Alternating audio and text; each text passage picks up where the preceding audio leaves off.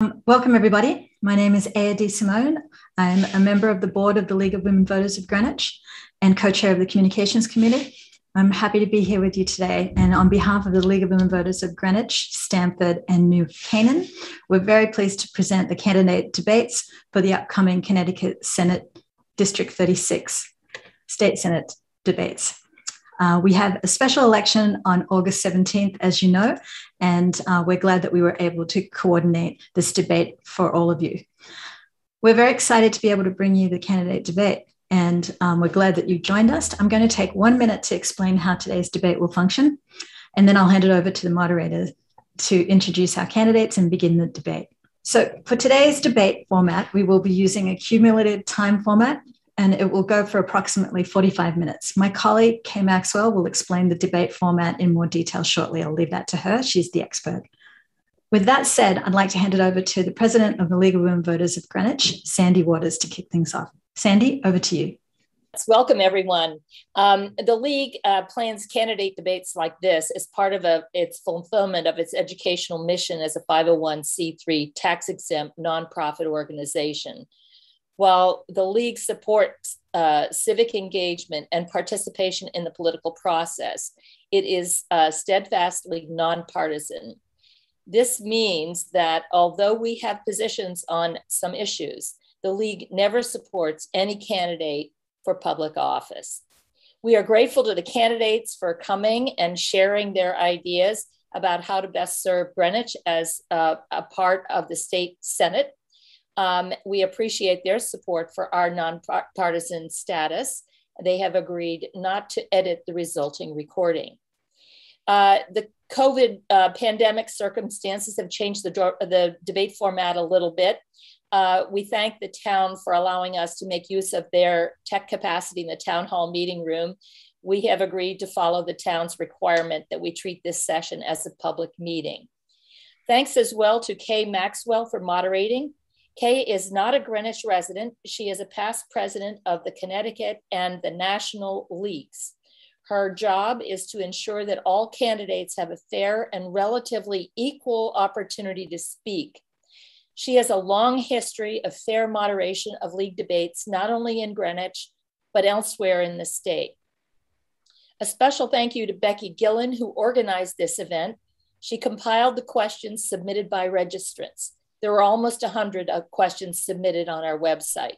Some were duplicates. She kept all questions that candidates could respond to and organized them by topic to make clear which topics received the most questions. Both Republican and Democratic members of the League board had the opportunity to review and comment on the assorted list. The moderator has selected the questions being asked this evening. Thank you also to the volunteer League timers who will keep track of each candidate's speaking time. And a special thank you also to the League's Aya Simone and to Jenny Larkin and GCTV for managing the technological challenges to ensure that all attendees could see and hear the candidates. I just want to mention that we've recently published an online voter's guide with information about the candidates' views and important voting information. It's available just by inputting one's home address. You may find it on our website, lwvgreenwich.org, and also at the League vote411.org website. At this point, I'd like to introduce Kay Maxwell, who will be running the debate for us tonight. Kay, it's all yours. Thank you, Sandy, and welcome everyone. Our purpose this evening, as it is with any candidate debate, is to provide you with the opportunity to hear the candidates' views on the issues facing the state. This format is designed to allow the candidates time to discuss the issues. The only rule is that the total time used by each candidate by the conclusion of the debate be approximately the same. I will be posing the questions which have come from the public, as it was just explained. And in our brief time, we will obviously only be able to address a few issues. So if one you are interested in is not asked, I encourage you to visit the candidates' web. The candidates are not restricted to 1 or 2 minute responses. Instead, they can spend as little or as much time as they feel is appropriate, within limits, to discuss each issue. Our goal is to encourage debate. The candidates will take turns being the first to respond to a question, and following the question period, each candidate will make a 2-minute closing statement. Members of the league, as has been mentioned, are serving as timers, and they will keep the candidates and me informed of the time expended. If a serious imbalance occurs, then I will step in and try and sort it out. But typically, I don't need to do that because the candidates can see the amount of time that they've talked as well. The candidates are running in a special election, as you know, to be held on August 17th to fill the state Senate seat in District 76. They are, to my immediate left, Ryan Fazio, the Republican candidate. To his left is John Blankley, the petition candidate.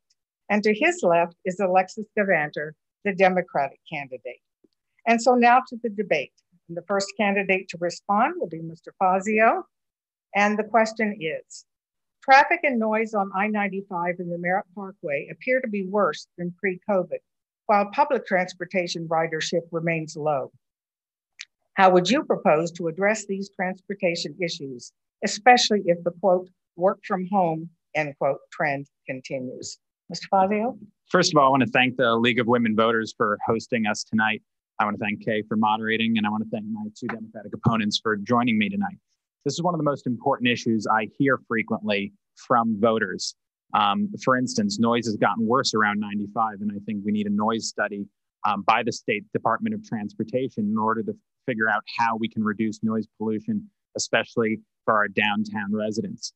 I also think that we need a traffic study from the State Department of Transportation. From exit 2 to exit 9 during the daytime, it's almost persistently a parking lot. That's totally unacceptable. I've lived in this district for almost my entire life, and it seems like traffic only gets worse and worse in one direction.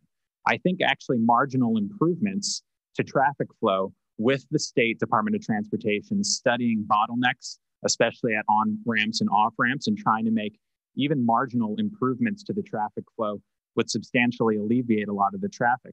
You just consider if you're going south on 95, the exit 8 off-ramp in Stamford is a lot easier to maneuver than, say, the exit 5 or exit 3 or exit 2 off-ramps going southbound in Greenwich.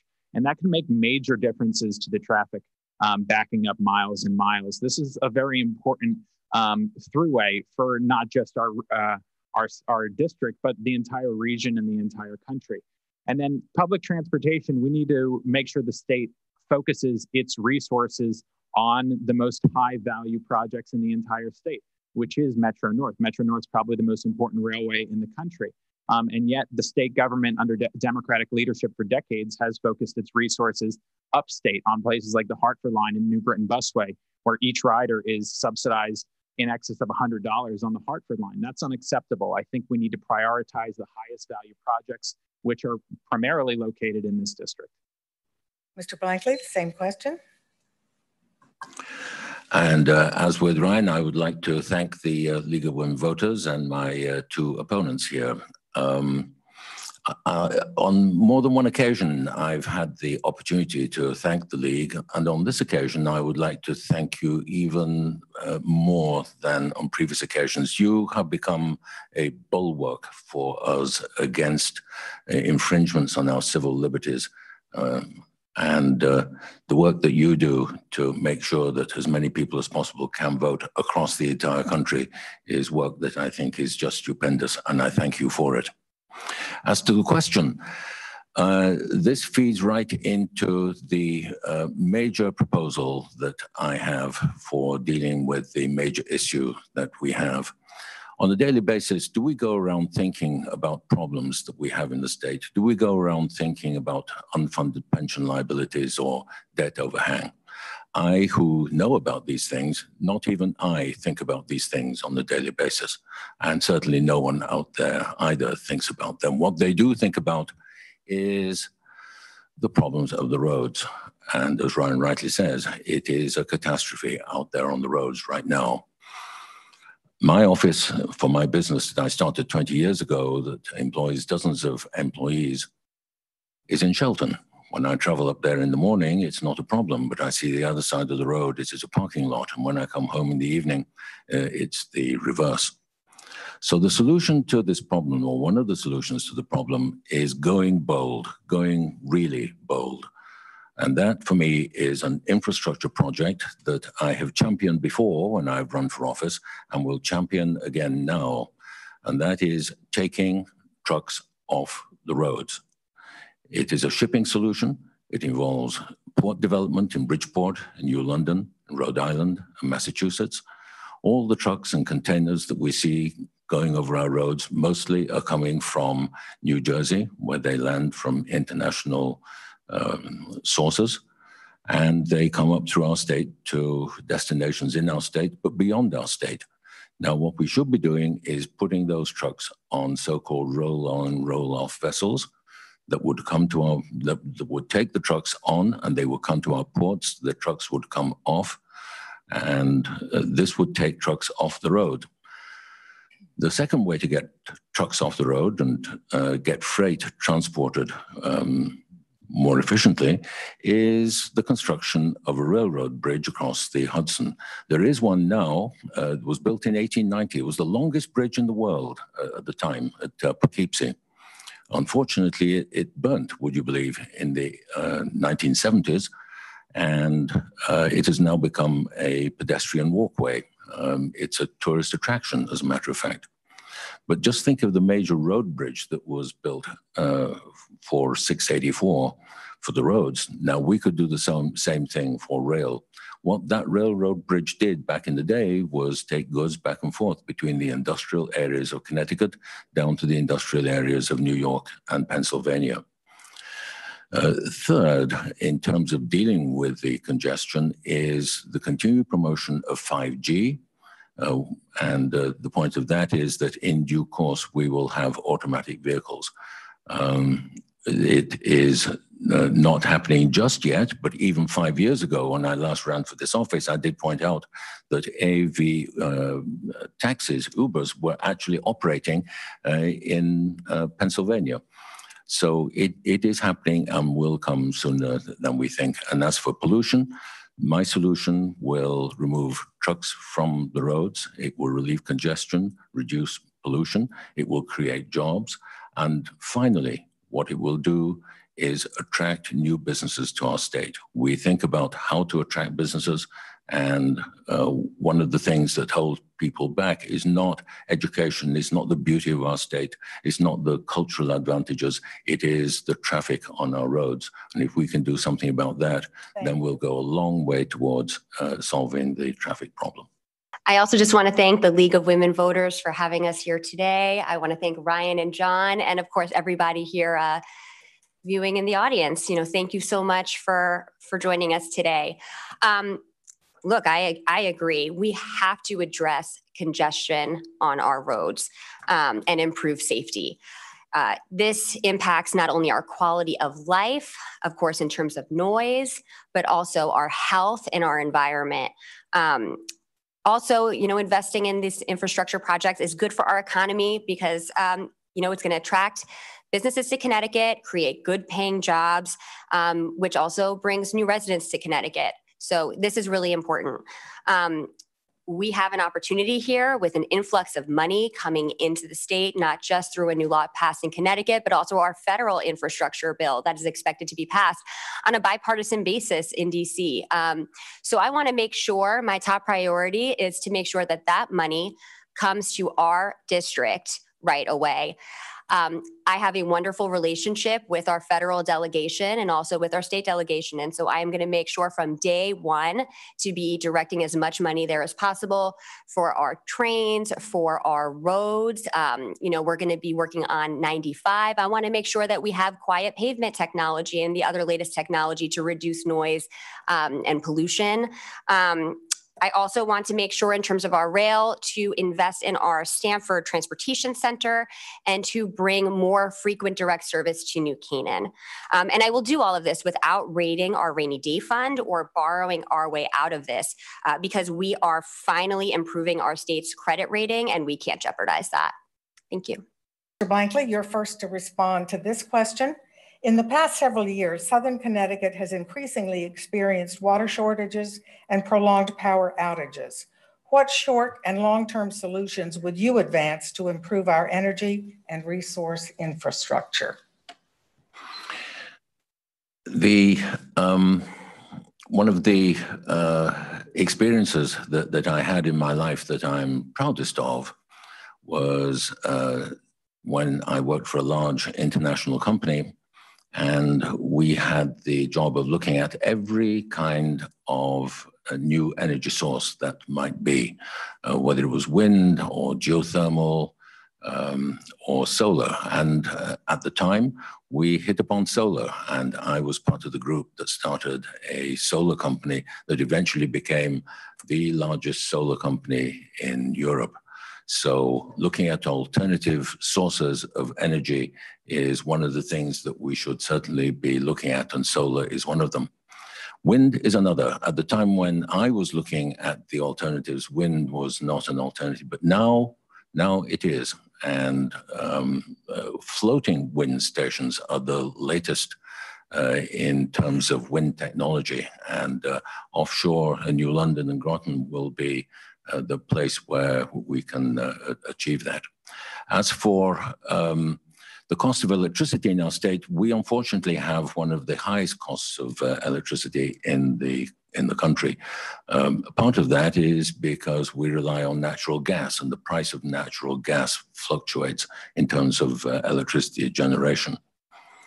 The regulatory authority, PURA,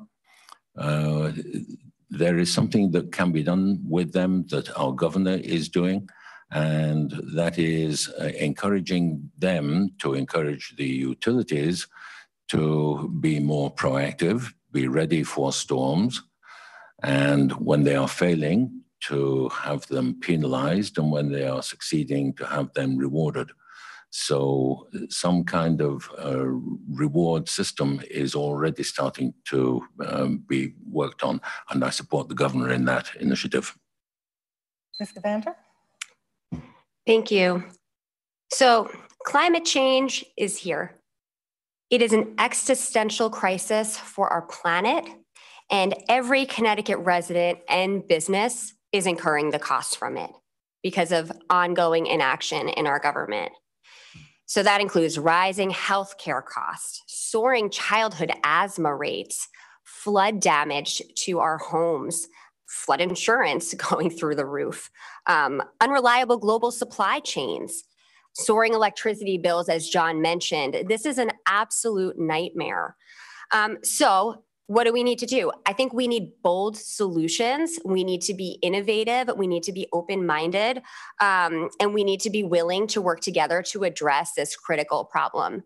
So something that I support exploring is the Transportation Climate Initiative, also known as TCI.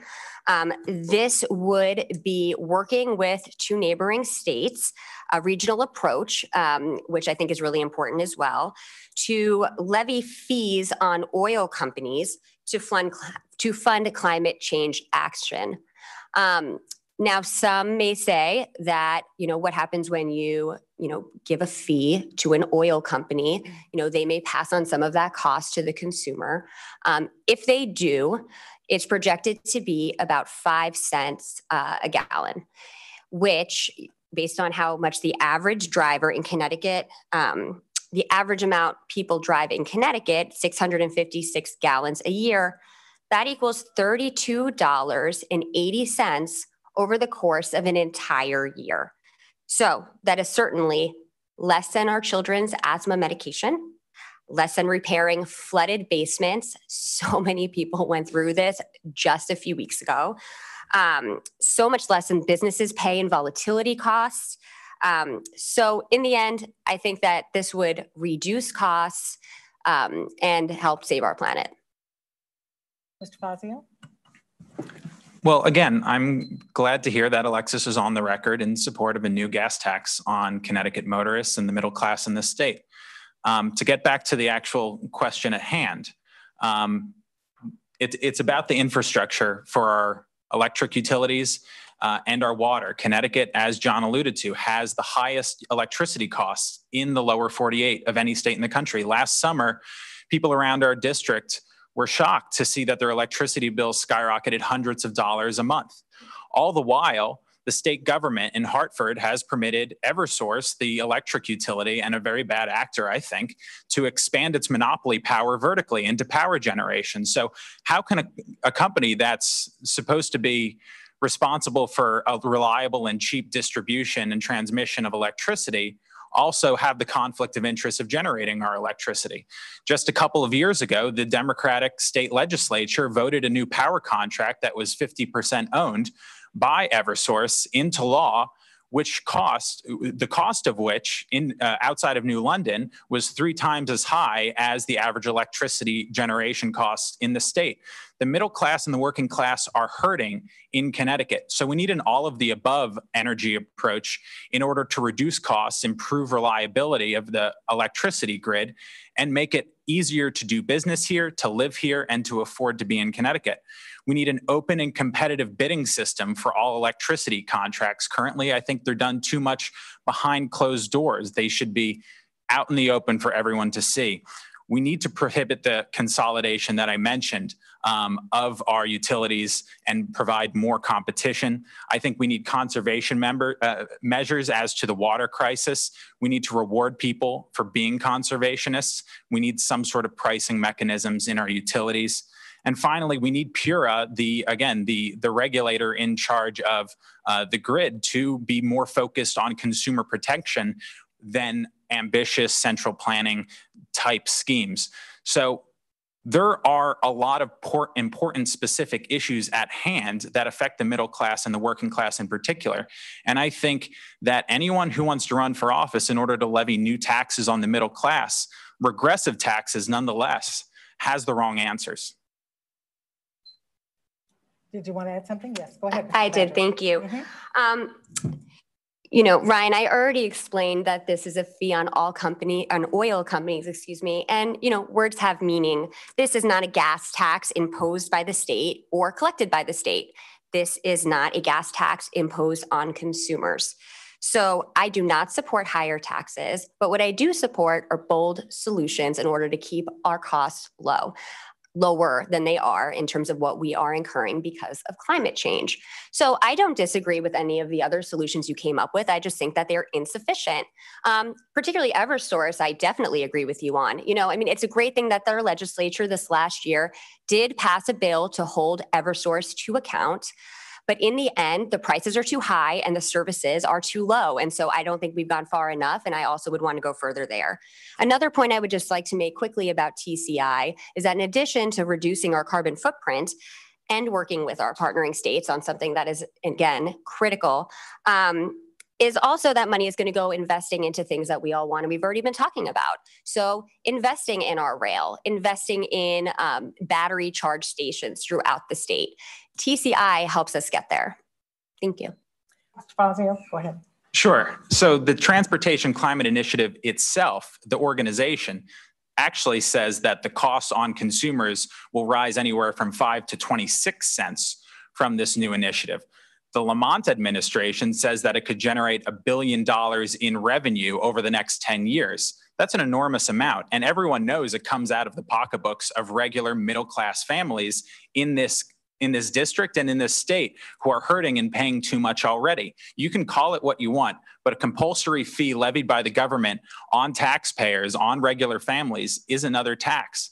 And so candidates who say that they're running to cut taxes on all families cannot square that with new fees, new compulsory taxes on workers and families, especially middle class and working class ones in this district and in this state.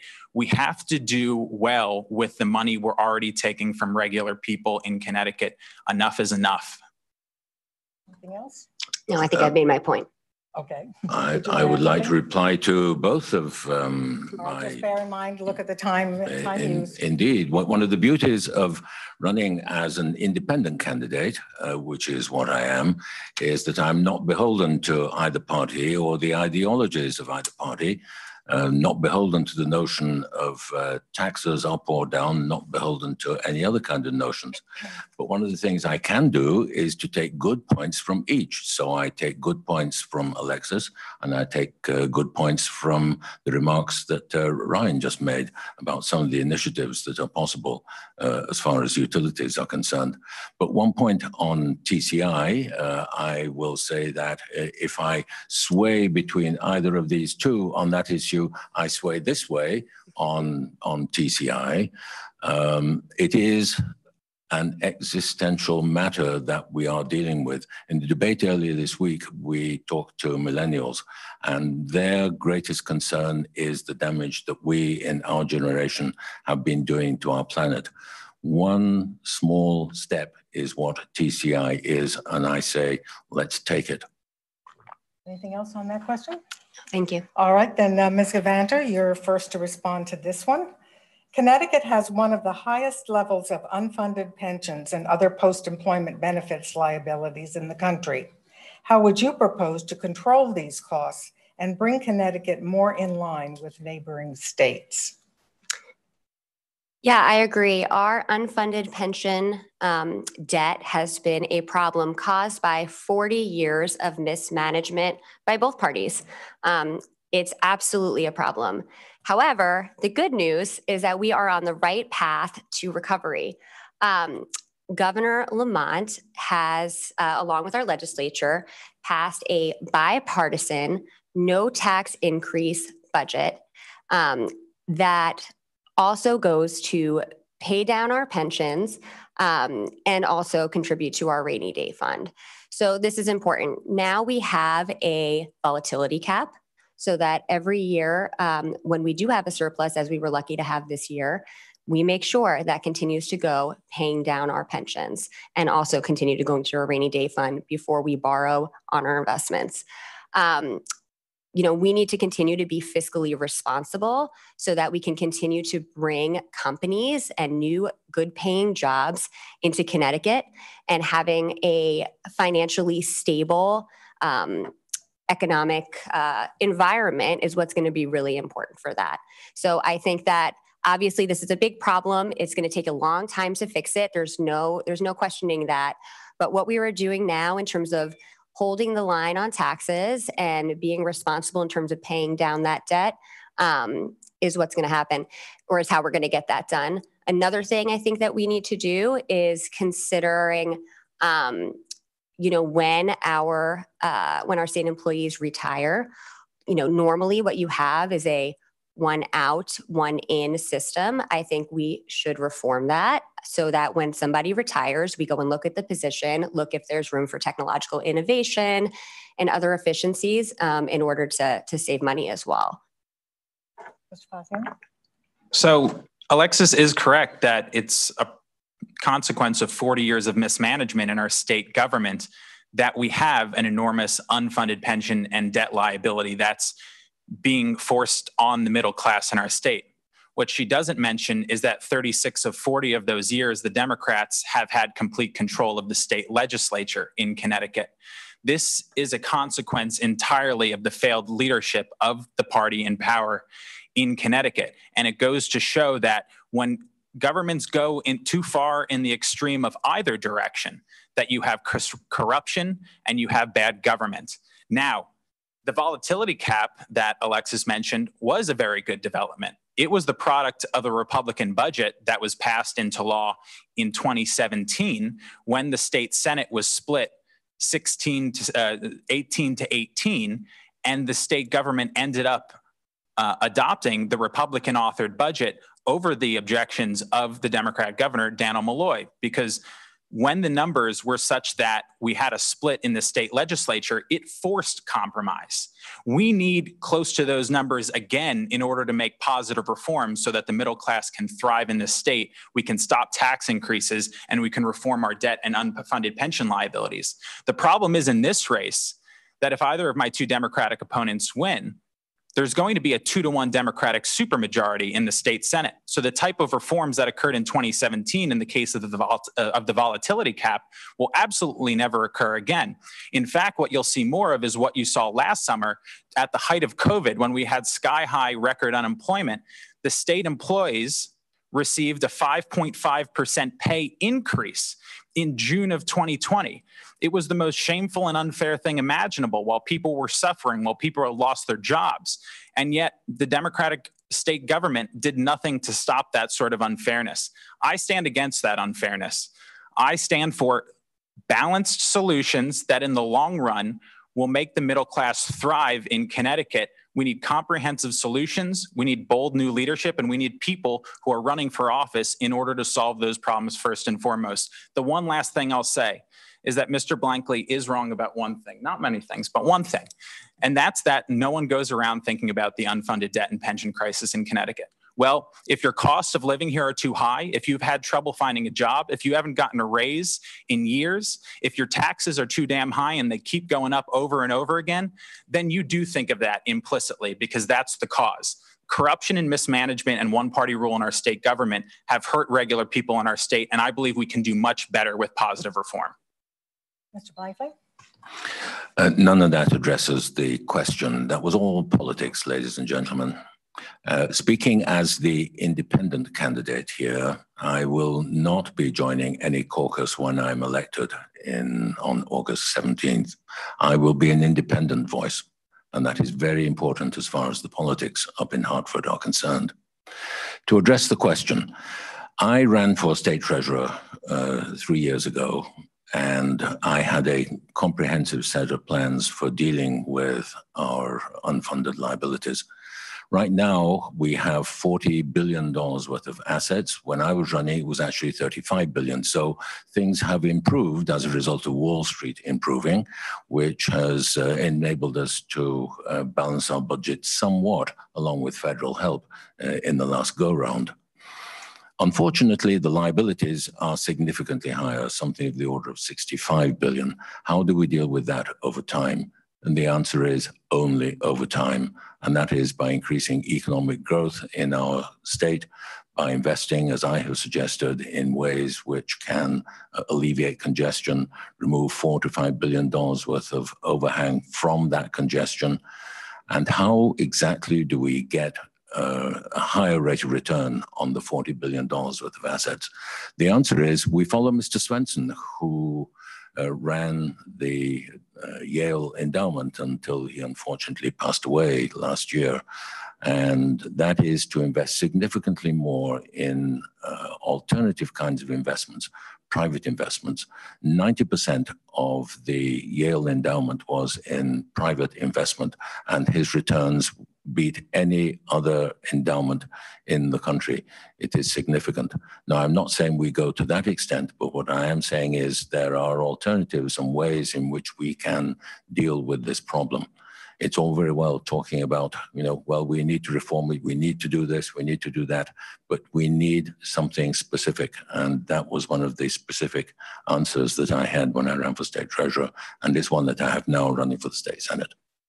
Any other comments on that issue? Yes, go ahead, Ms. Vander. Yes.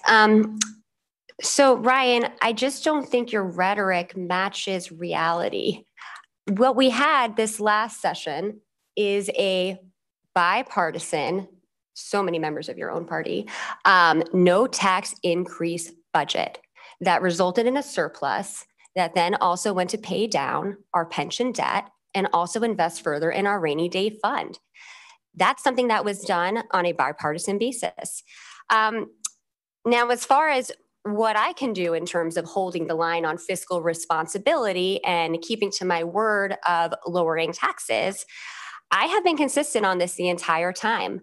I will lower taxes, I will repeal the estate tax, and I will make sure that we do this while continuing to have a no tax increase budget where we pay down our debts. So you're implying, Ryan, that I can't be trusted to keep my word and that I will somehow capitulate under the pressure of working with my own party up in Hartford. But you know my record.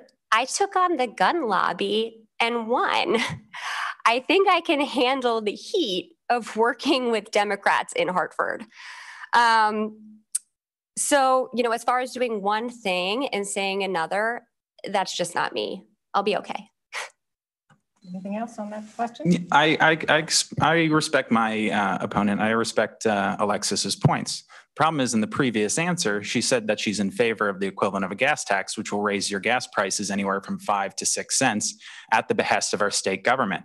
The other problem is that indeed, the budget that was passed last year, thanks to billions of dollars of one-time cash from the federal government, resulted in no direct tax increases, but the budget implementer passed in the summer after the budget was passed actually did result in a new tax increase called a highway mileage tax, which will show up in a higher cost of goods at the grocery store and retail outlets for consumers.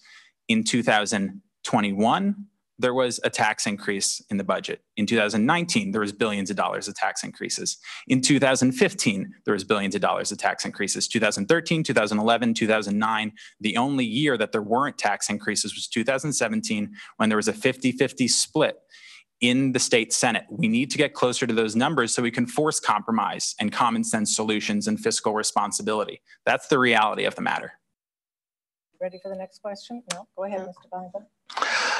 Again, I hear a dispute between my two opponents here. I would say yet again, I appeal to the middle on this.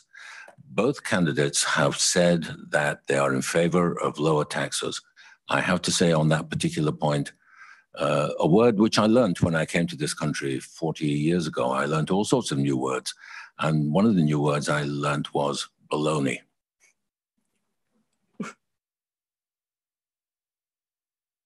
Ready for the next question? Sure. Okay. Mr. Fazio, it's your turn to respond first. What is your position with respect to overriding town control of residential zoning in order to promote construction of affordable housing? When I ran for office last year, I was firmly opposed to state infringement on local prerogatives, especially over town planning and zoning and schools as well. The Democrats who ran for office in Fairfield County also said the same. The problem was when bills actually came to the floor of the state Senate and the state House, there was a bill that was passed into law that did undermine several matters of local rights over planning and zoning, including over regulating accessory dwelling units and including over using the concept of character in our town zoning codes locally.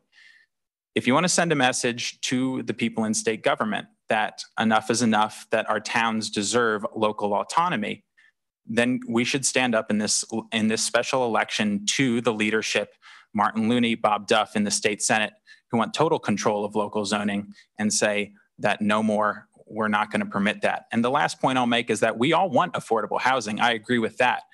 But the sleight of hand that's played at the state government with the governing party is that they call something affordable housing, but they have very, very specific and tightly regulated definitions around it. So it actually isn't reflective of reality. Mr. Blankley? Picking up on that last point, which is a very good point, as I've said before, sometimes my opponent on the left says good things and sometimes my opponent on the right says good things, and he just said a good thing. We don't want control of what we do in this district from Hartford. There is one thing that can be done, however, when it comes to affordable housing. We need to comply with something called 830G, which requires that 10% of our housing stock should be placed in this affordable category. Currently, we're at 5.4%. Every time there's a new development, there is some effort to add an affordable housing component to the development, but it's fraught with problems and abuse. There is one thing that we can do, however, and that was the arbitrary and completely random way in which existing affordable housing stock is not included in the calculation. Now, if it were, we would be very close to the 10% required under 830G. As for other initiatives to increase affordable housing, the Housing Trust Fund, which was set up in Stamford, is now being duplicated in Greenwich. It's currently going through the process in town through the BET and through the RTM. And there is every possibility that some funds from the American Rescue Package may go into the trust fund, along with other contributions, hopefully from private sources. And this will be a major contributor to increasing the affordable housing stock in town. Sandra? I have to agree. Affordable housing is good for residents and our community. We want our teachers, our nurses, our firefighters, and our police to live in the communities they serve. And we want our children to be able to afford to come back here after college. We want our seniors to be able to afford to retire here. I can't be more clear that I also fully support and would advocate for local control. And this is because our towns are best equipped to be innovative, to add affordable housing in a way that preserves our green spaces and our New England feel, and ensures that any new construction fits within the scale of our community. And so, hey, look, I think there's going to be a lot of things we disagree on as this debate continues, but it's just some good news for our district and for Connecticut that we're all on the same page here. Anything else on that topic? All right, next question, and Mr. Blankley, you're first to respond. Excuse me. What steps would you propose to expand the Connecticut economy, keep young people in the state, and reduce unemployment, which was 7.9% in Connecticut in June of 2021? That placed Connecticut in a tie with New Mexico near the bottom at number 49 for states with unemployment rates that have bounced back the least. The good news is the number is actually 7.7%, not 7.9, and it's down from 8 point something. So it's trending in the right direction. It's not where it should be by any stroke, but it is at least moving in the right direction. What can we do to make it better?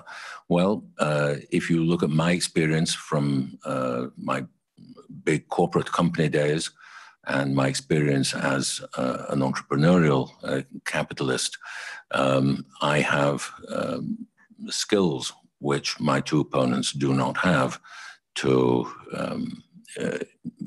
grow the economy.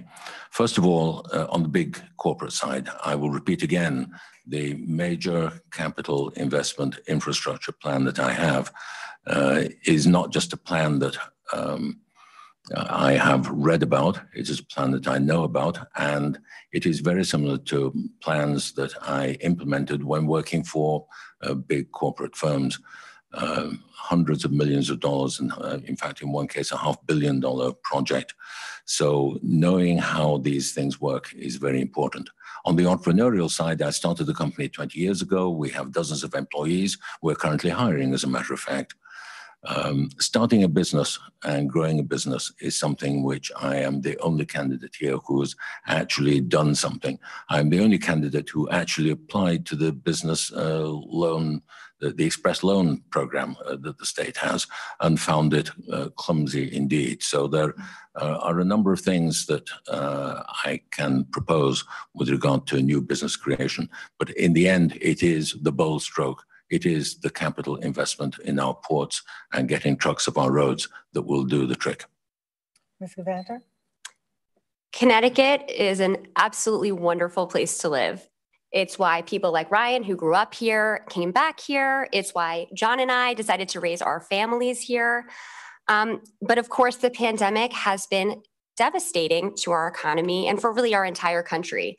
Here in Connecticut, we have managed to weather it better than most because of the leadership of Governor Lamont and because of the strength of our rainy day fund. So what have we seen? We have an influx of new families moving to Connecticut.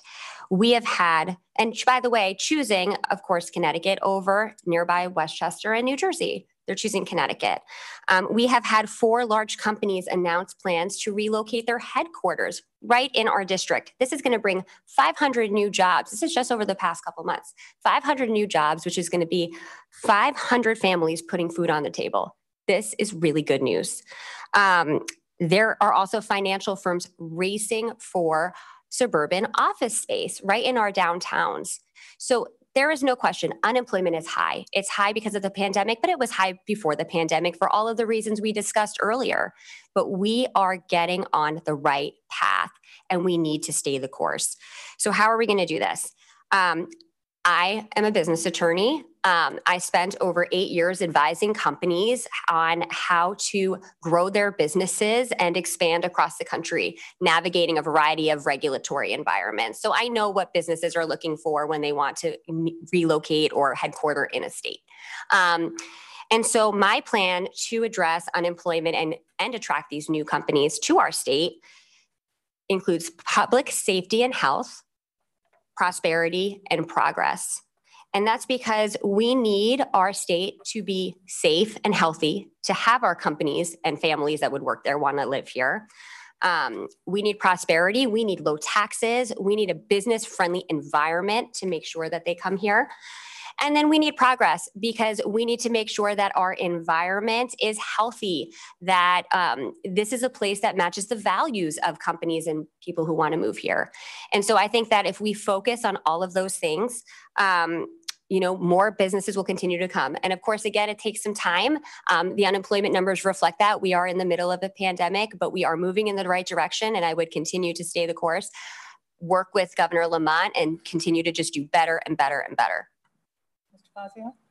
Just like in the debate we had on Tuesday, I have a significant difference with my Democratic opponents. They paint a much more rosy picture of the economic landscape in Connecticut than just actually exists. When I go up and down the business districts in Greenwich and Stamford and New Canaan and talk to small businesses, as I have the past few weeks, they don't paint a rosy picture. They say that they love this community, that it has great people. I know that, certainly. And that's why it's so disappointing to see the economic numbers as they are. But what they tell me is that demand is falling, that the cost of doing business is rising, that their taxes are too high, that it's difficult to find workers, even though our unemployment rate is tied for the highest in the country. I just believe that we can do so much better in this state. We are not weathering the economic storm better than most states, as Alexis says. We have the highest unemployment rate in the country.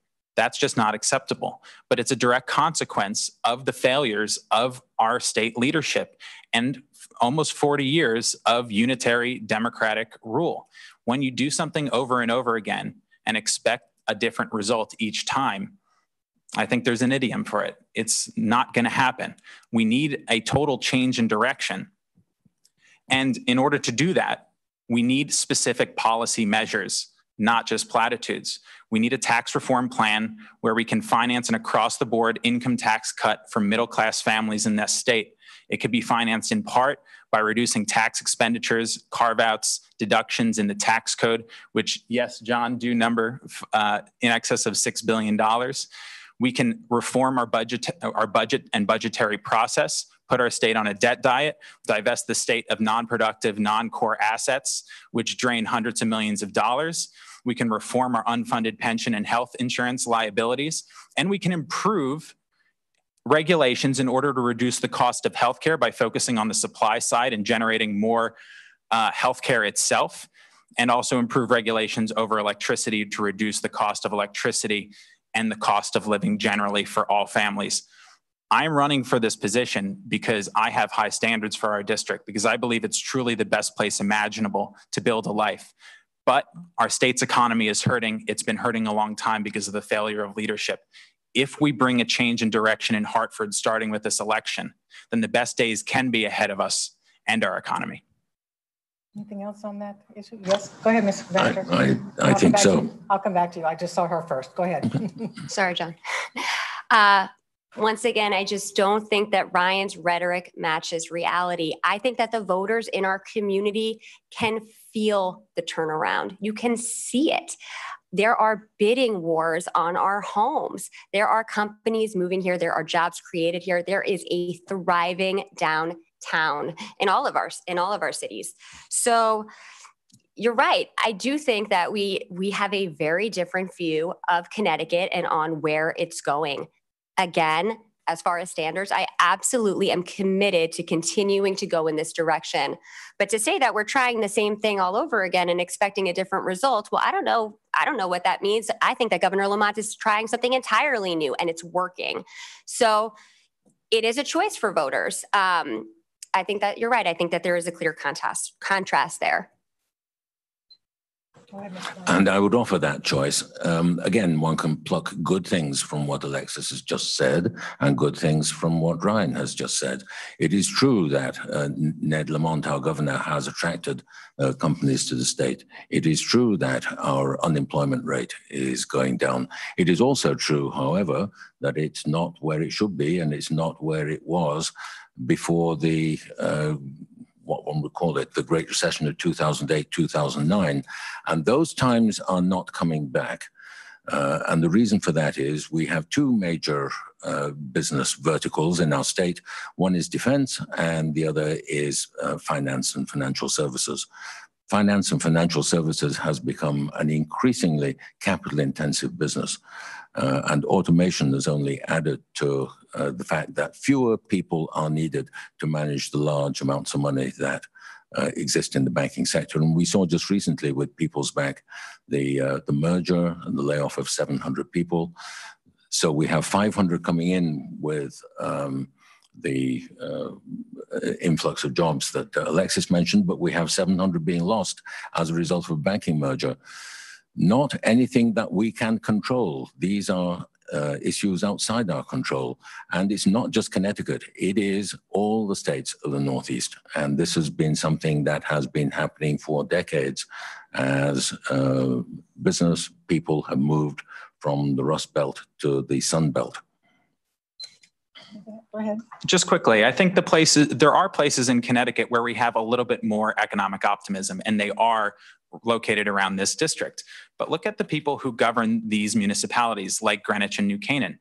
It's pragmatic, thoughtful, common sense Republican municipal leaders like Fred Camillo and Lauren Rabin and Nick Williams and Kevin Moynihan, who have presided sensibly over the fiscal and economic situation in their municipalities and supported small business. It's that type of mindset and leadership that we need to bring to Hartford in order to make the entire state thrive. Because if the entire state doesn't thrive, the tax base narrows, the burdens on our district go up, and economic opportunity can wash away from everywhere. We can do far better. I'm optimistic, but it's going to take positive change.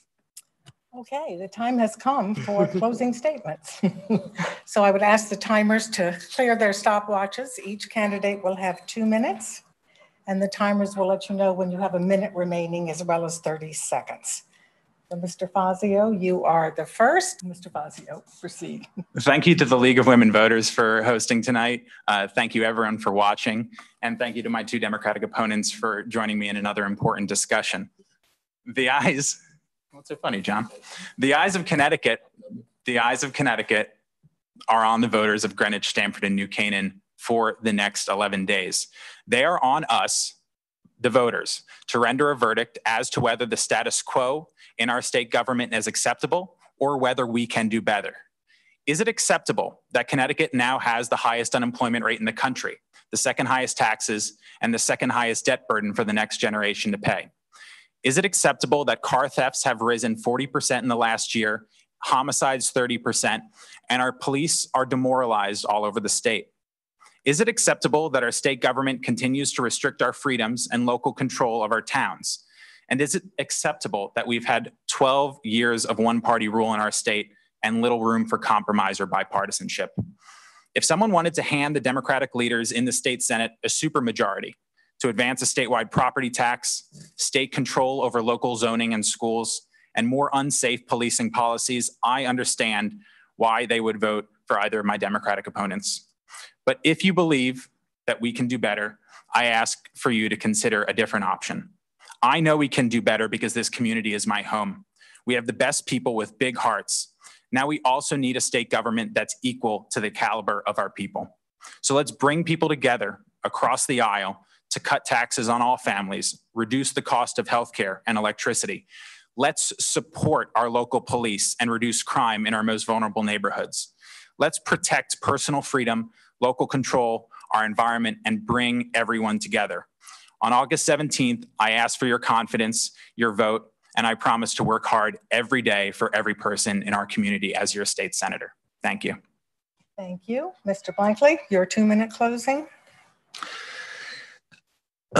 Speaking as the independent candidate here, although Ryan is quite right, I am still registered the Democrat, but I will be entirely independent. I'm running as a petition candidate, and I'm doing that because I've discovered that there is a strong sense in people out there that they don't want the ideologies of either extreme wing of either party.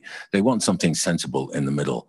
I'm appealing to moderate Democrats, moderate Republicans, and that greater number in the middle, the unaffiliated voters who outnumber either party at this point in time. They know there are sensible things that can be said and sensible things that can be done, and they know that one thing that is not sensible and won't happen and is simply playing to some kind of political ideology is reducing taxes. Both my fellow candidates here are talking about reducing taxes. It is an impossibility. The numbers simply aren't there. And I know that from having been there and seen that, having been a candidate for state treasurer, and also from my years as chief financial officer of major corporations. When the numbers don't add up, they don't add up. So there are other things that we have to do. So this is why I'm proposing the bold approach of infrastructure development for our ports, getting trucks off the roads, creating jobs, reducing pollution, and attracting businesses to the state. We talk about businesses. In fact, businesses are made up of people, and people say to their bosses, you know what, that nice state of Connecticut is a place where we would like to be because there are good schools there. That's where we want our children to be. That's where we want our future to be. And if we can solve the problem of traffic on the roads and get people away from the notion that we can't solve our problems like that, then we will be scoring a major victory. So I'm asking for your vote to elect me, your independent candidate, your businessman candidate for the state senate on August 17th. Thank you, and thank you, League of Women Voters, and thank you, my two opponents. Thank you. Ms. Gavander, your closing statement. Thank you. Thank you for having me here tonight. So since I haven't run before, I would just like to briefly introduce myself. I am a business attorney, a gun violence prevention advocate, and a proud mom of 2 young boys. I have spent years advising companies on how to institute fair employment practices while continuing to grow and remain profitable.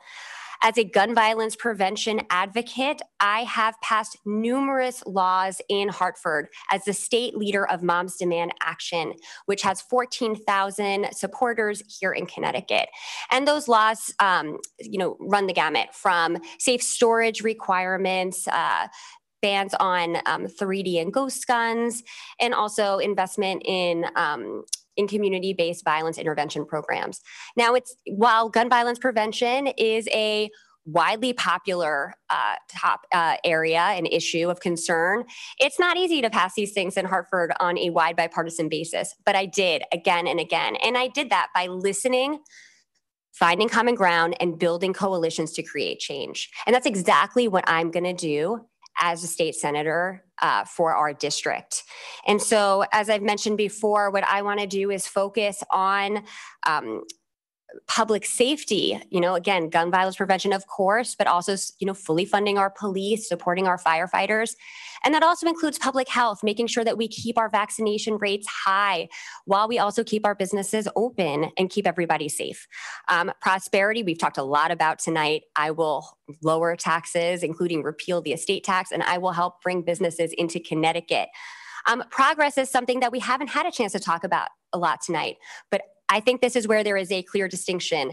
I am going to be a champion for equality, for women's rights, for our environment. For voting access. This is what I'm going to do. So thank you so much. I really appreciate it. Thank you very much. Thank you, all of you candidates this evening. And now I'd like to turn it back to Aya DeSimone for some important information about the election. Yes. Thank you to our candidates for sharing their views and to our moderator, Kay, for facilitating today's debate. To our members and our guests, thank you all for participating and for your ongoing support. 3 quick reminders before we end. First of all, remember democracy functions best when we all participate, and voting on August 17th is important. Voting is a civic duty and a privilege, in my opinion. So voters turning out at these elections, off-year elections, tends to be much lower, especially in special elections like this. So please do get out the vote and get your friends and family out to vote on August 17th. Typically, there are a lot of people away or traveling during August, so hopefully those people obtained or downloaded their absentee ballot from the town clerk or the town's website. For the election on August 17th, we wanted to highlight, for those of you actually voting in person at District 7, there has been a change in venue. Instead of voting at the Greenwich High School, voting will be now held at Central Middle School in the cafeteria. That's at 9 Rock Lane in Greenwich, and polling hours remain the same. So 6 a.m. to 8 p.m., that has not changed. And that is only for District 7 voters. The next reminder is, don't forget, there is another election coming up in November. The fall's municipal elections are equally as important as this special election. Local elections are where important decisions are made about town leadership, about the administration, taxes, funding our town and our schools. So it's really important that we turn out in November. So start planning now. If you need any help, make sure you visit our website, the League of Women Voters of Greenwich. We have lots and lots of events and resources listed on our website. And we're constantly updating and developing new programs and events for civic education. So please do visit our website. And again, we're planning our next debates will be in October for the upcoming November election. And as usual, we will be producing and making available the League of Women Voters voter guide, which will be available for reading and downloading from our website, lwvgreenwich.org, for all candidates, where you can find information about all the candidates and all the public offices that will be we'll be having elections come November. Thank you again for attending this debate tonight, and see you at the polls and at the next LWVG event. Thank you, everybody.